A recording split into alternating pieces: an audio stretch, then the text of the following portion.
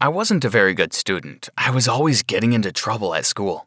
I spent a lot of my days being sent to the principal's office. But the worst thing that happened was the time I got locked in my classroom overnight. But before I go on, make sure you like and subscribe and hit that notification bell so that you don't miss out on any more crazy stories. The day had started off quite well. I woke up on time for a change. Normally, I'd be running around the house with a piece of toast in my mouth, hoping to get to school before the bell rang. This day, I actually had time to eat my breakfast before setting off for school. I walked to school with my best friend, Tim. We had been friends since we were like 3 years old. Now we were in high school. As we walked to school, we chatted about our plans for the evening. We were going to go out after school for a burger. The school day went quite well until it came to the last lesson of the day. It was English with Mrs. Hughes. Mrs. Hughes didn't like me very much. I suppose it was because I was always distracted in her class. This day was no different. I was daydreaming about a big, juicy burger when suddenly I heard Mrs. Hughes shouting, "Michael, pay attention! If you want to sit and daydream, then you can do it outside the principal's office. Now go!" She turned back to the whiteboard and started writing. I didn't want to go to the principal's office. I knew he would keep me late after school. I saw my chance and slipped into the store cupboard in the corner of the classroom. I would just hide in here and Mrs. Hughes wouldn't have a clue. I sat in the cupboard for the rest of the lesson. When the bell rang for the end of the lesson, all the students packed up their things and left. I was just about to slip out of the room when Mrs. Hughes locked the classroom door. I wasn't expecting that, but then I got an even bigger shock. Mrs. Hughes went over to her desk and took off her wig. Wait a minute, Mrs. Hughes was actually a man? She wiped the lipstick off her face and took off her high-heel shoes. Why had this man been pretending to be a woman? I couldn't come out and risk getting caught now. I would have to stay in the cupboard. Mrs., or rather, Mr. Hughes left the room. I ran over to the door, but it was locked. I could see the key was in the lock, but there wasn't anything I could do. I had to try and find a way out of the classroom. I was supposed to be meeting Tim, and I didn't want to miss out on my burger. I ran over to the window, but we were 3 floors up. I couldn't jump out of the window. It was too high. Maybe I could try to open the lock from inside.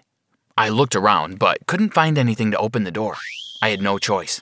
I would have to stay there until the next morning when everyone came back to school. I sat on the floor.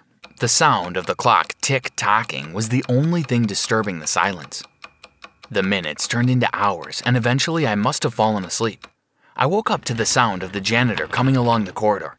Of course, he would want to clean the room before all the students arrived for the morning lesson. I waited, holding my breath, hoping that he would come to this room first. I heard him turn the key in the lock. Yes, he was coming in. As he came into the room, I took my chance and ran out of the classroom. I was sure he would see me, but I got out without him noticing. Our first lesson that morning was history. I sat down next to Tim. He didn't look very happy. "Where were you last night?" he asked moodily. "I waited for an hour for you at the burger place." "I'm sorry," I replied. "Meet me at break time and I will explain everything." Tim still didn't look very happy with me. Break time came and I ran to our usual spot. I saw Tim coming across the yard. As he reached me, I burst out. "Mrs. Hughes isn't a woman. She's a man pretending to be a woman." Tim looked at me in astonishment. I went on to explain about how I had been locked in the classroom, and that's why I hadn't turned up at the burger place. I told him all that I had seen.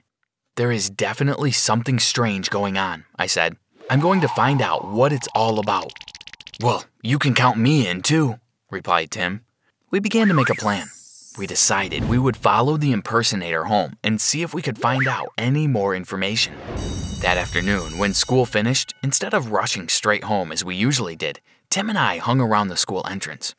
We didn't have to wait long before we saw the man walking out of the school gates and towards the main road. We followed him, making sure to keep our distance in case he turned around. But he didn't. He had no idea we were following him.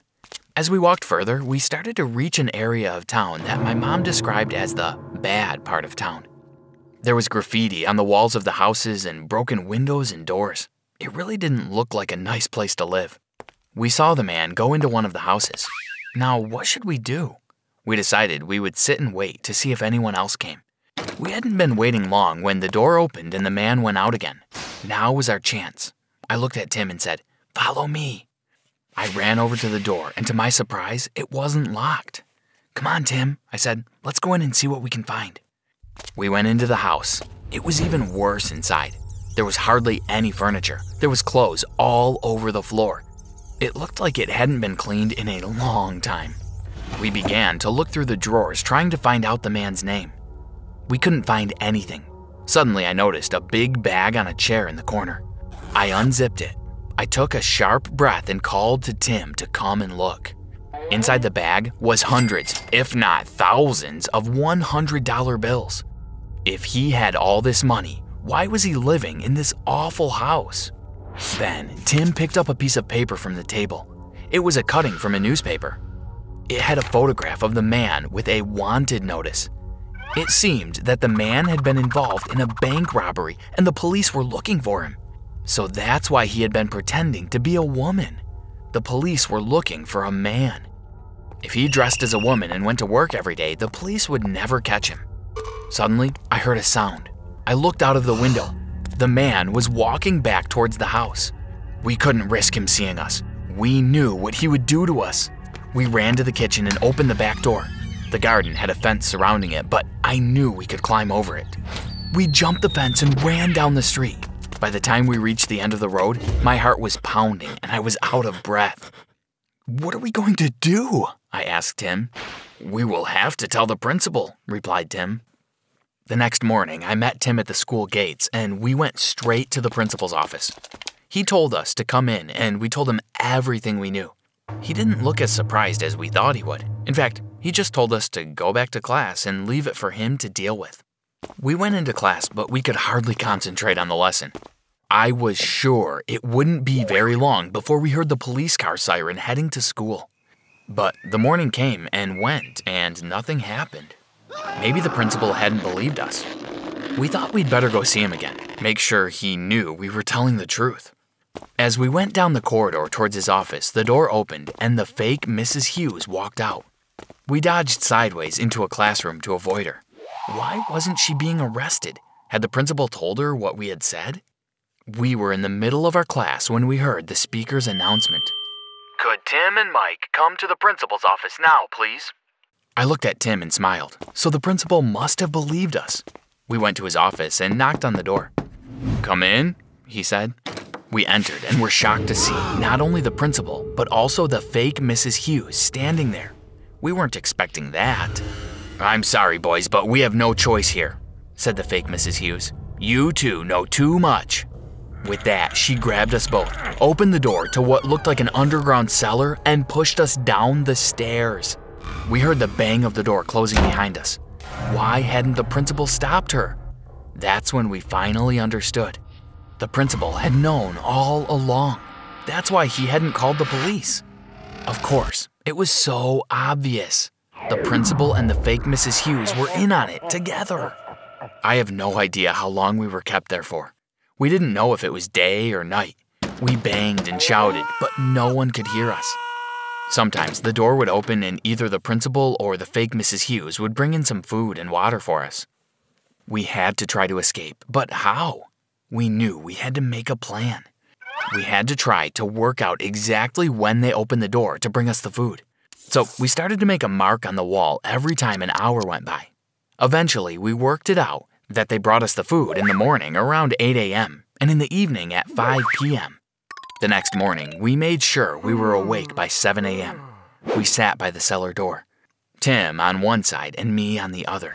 At 8 a.m. exactly, we heard the door open and the principal came into the cellar. At the same time, Tim and I pushed the principal as hard as we could and he fell to the floor. The plate of food clattered across the floor. We dashed out of the door and ran as fast as we could to get out of the school. We ran down the corridor, but suddenly around the corner, we saw the fake Mrs. Hughes walking towards us. Oh no, I looked around but couldn't see any way out. Tim grabbed my hand and pulled me into the bathroom. "We will have to climb out of the window," he whispered. We opened the window and squeezed ourselves through. It was a tight fit, but we managed to get out. We ran across the school field and out onto the road. We knew we had to get straight to the police station. We ran as fast as we could without stopping. When we arrived at the station, we told the officer all that we knew. "Okay, boys," he said. "Come in and take a seat." He led us into a room and we sat down at the table. A few minutes later, another policeman came into the room. "Tell me everything you know," he said. We explained everything, from discovering our teacher's disguise to being locked in that secret room by the principal. "You two have been very brave," he said, after listening to our story. "Leave it all to us now." The police went to the school and arrested the fake Mrs. Hughes and the principal. The fake Mrs. Hughes was actually a robber, and as it turned out, the principal had also been in cahoots with him. When I got locked in my classroom overnight, I never expected to catch a robber.